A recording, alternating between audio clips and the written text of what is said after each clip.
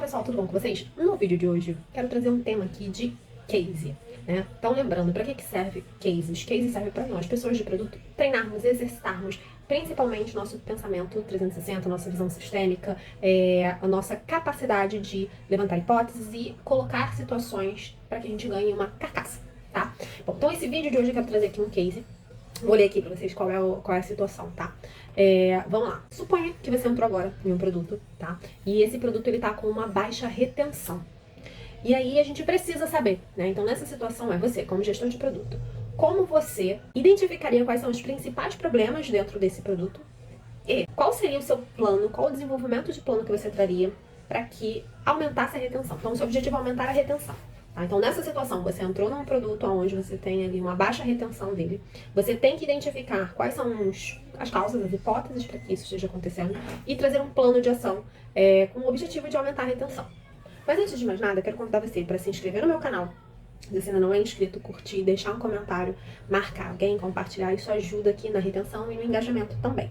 Lembre-se também de acessar lá meu perfil no Instagram, @papo.d.gestão.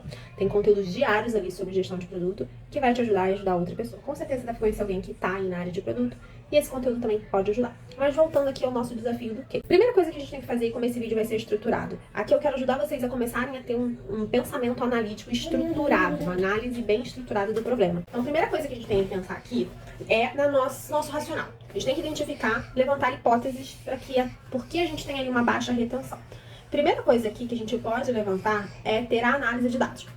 Você como pessoa de produto, você precisa ter dados, métricas, informacional, que mostrem aonde está tendo isso, tá? Então a primeira coisa que a gente precisa olhar aqui, qual é o racional que eu vou trabalhar? É fazer, primeira atividade, fazer uma análise detalhada do uso do produto. Como está a jornada do seu usuário nesse produto? Quais são os pontos onde você pode identificar uma fricção, uma quebra dessa jornada? O racional é identificar ali na jornada quais são os pontos aonde, e com base em dados, esse usuário ele pode estar evadindo, aonde essa retenção ela pode estar caindo. A gente precisa começar a cruzar, identificar padrões de comportamento dos usuários. Usuários que eles vêm de determinada origem, como eles se comportam nesse produto.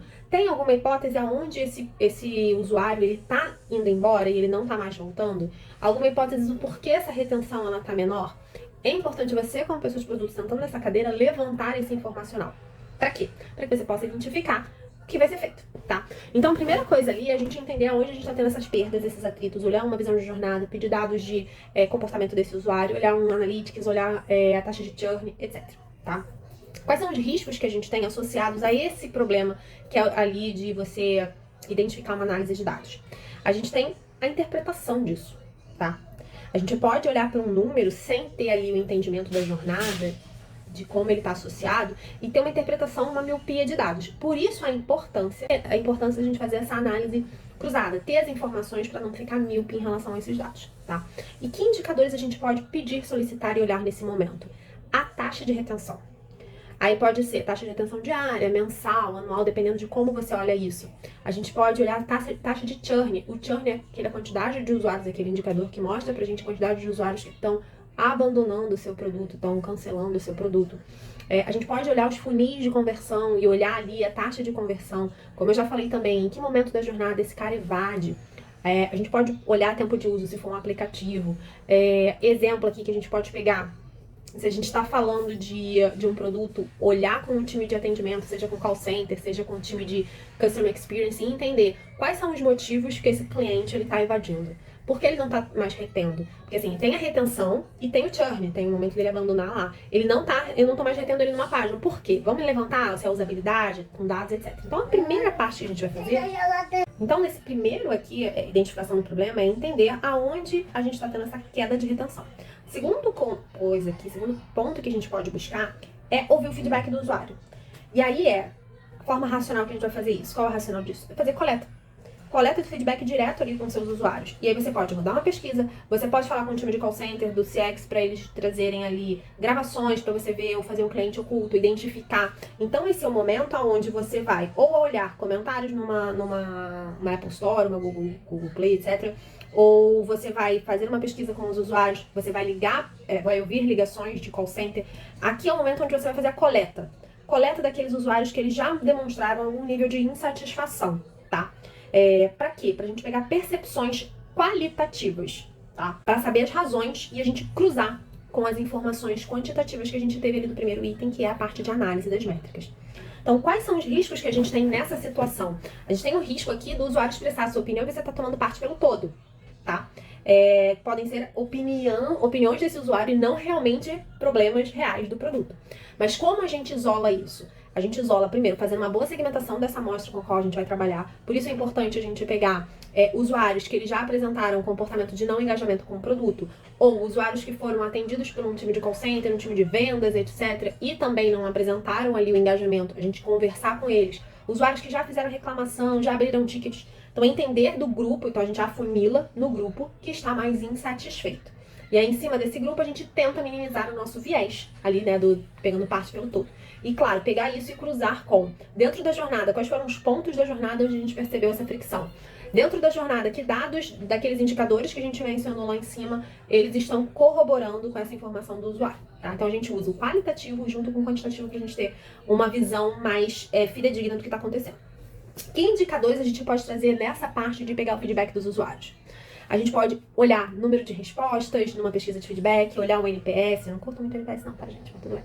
Olhar a taxa de comentários, a taxa de participação nas entrevistas, pegar o sentimento desse usuário quando a gente faz uma entrevista, os feedbacks dado ali após um momento de uma entrevista, principalmente, tá? Então aqui é mais uma percepção qualitativa, beleza? Ok, analisamos ali os problemas. Agora um plano de ação. O que a gente vai fazer para desdobrar isso? Primeira coisa aqui é, uma vez que eu já entenda aonde estão os pontos de fuga da jornada, então aqui o primeiro passo é priorizar o problema, né? Então provavelmente a gente identificou alguns problemas nessa jornada, né, dentro desse produto.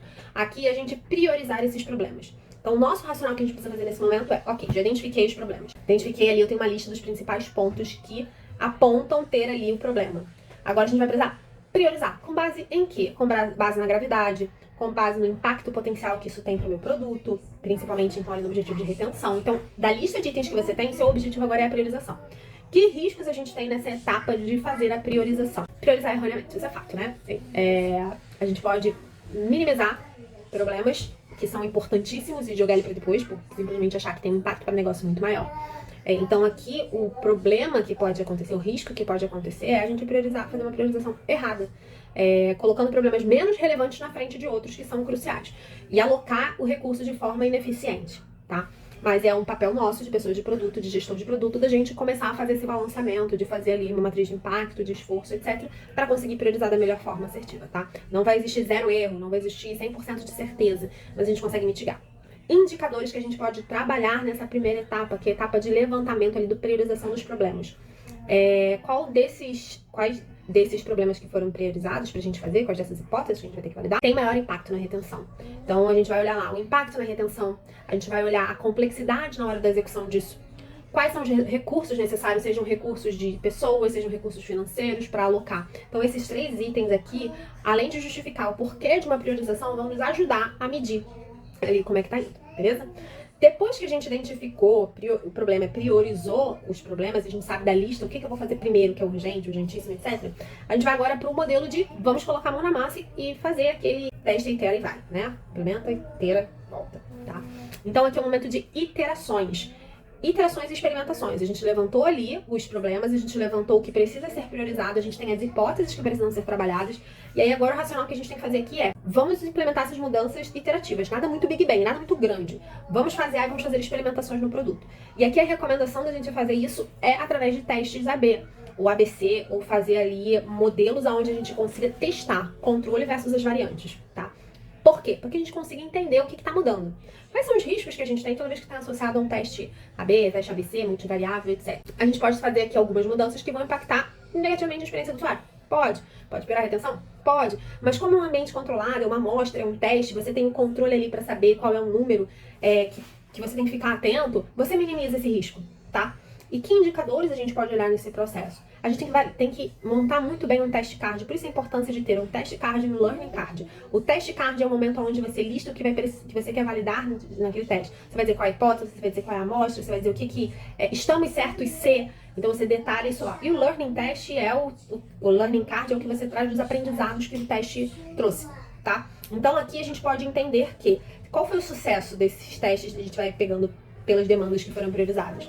quais desses testes que a gente está fazendo geram maior impacto. E qual é o impacto? A gente tem que aumentar a retenção, né? Qual deles está mais atuando ali. Aí depois disso que a gente está fazendo lá a experimentação, etc., a gente vai para melhoria contínua. A gente tem que amarrar muito bem o storytelling quando a gente vai falar de um case, tá? A melhoria contínua aqui quer dizer o quê? Então, qual é o nosso racional? A gente tem que estabelecer um processo de melhoria contínua, onde a gente monitora. Vamos lá. Pra gente finalizar aqui, a gente tem um processo agora de melhoria contínua. Uma vez que eu já identifiquei os problemas, a gente já fez a priorização, levantou as hipóteses, a gente fez lá o processo de experimentação, teste AB pra caramba, mapeando os dados, vendo o sucesso. Agora a gente tem que fazer melhoria contínua. O que é isso? O racional que a gente tem que fazer aqui. A gente tem que monitorar constantemente a aplicação, tá? Pra quê? Porque a gente consiga ver de forma ali on time ou até prever alguns comportamentos. Então, assim, a queda de retenção ela não aconteceu do dia pra noite. Ela foi mostrando que estava acontecendo, só que a gente não estava observando isso.